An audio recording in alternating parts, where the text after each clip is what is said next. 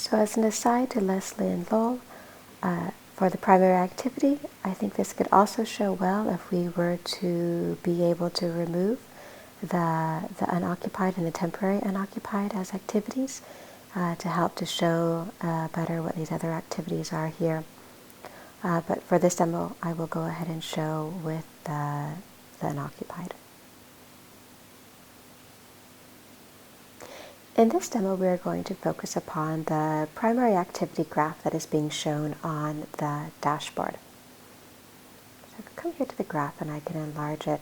Now we can see the data both ways, both with the pie chart as well as the chart down here at the bottom, where we can scan quickly and disregarding the unoccupied and temporary unoccupied activities, we can see that the primary activity overall for this space was focus work with no headphones at 11.4%. And then if we take a look and if we combine these three different activities of meeting, of either standing meetings, a seated meeting, or a meeting where a monitor is in place, and this comes out to about 4 or 5% of the activities. Now, what we can do here is we can begin to filter again by the different room types or the different types of spaces.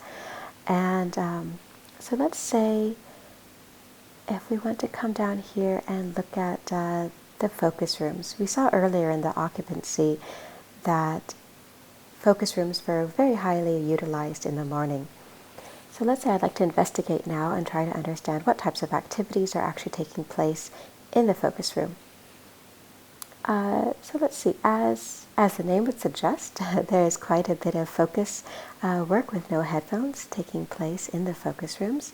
But then there's actually quite a bit of meetings with people being seated and telephone work that is taking place in the focus rooms. So this meeting with all seated is something interesting that I might want to then continue to dive a little bit deeper and take another look at a different graph, which we will not do right now, but where we can see the number of people that were in the focus rooms to begin to understand how large are these group meetings that are taking place in these focus rooms.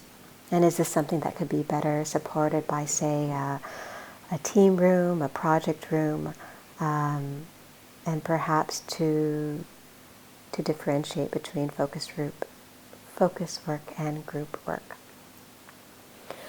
We can also take a look at, let's take a look at meeting rooms again and see what the primary activities are within those spaces. And let's see, the highest, the primary activity in the meeting rooms are meetings where all are seated. And we can see that there wasn't a lot of meetings with monitors that were happening, so it seems like it's more people sitting at tables discussing rather than technology perhaps being involved.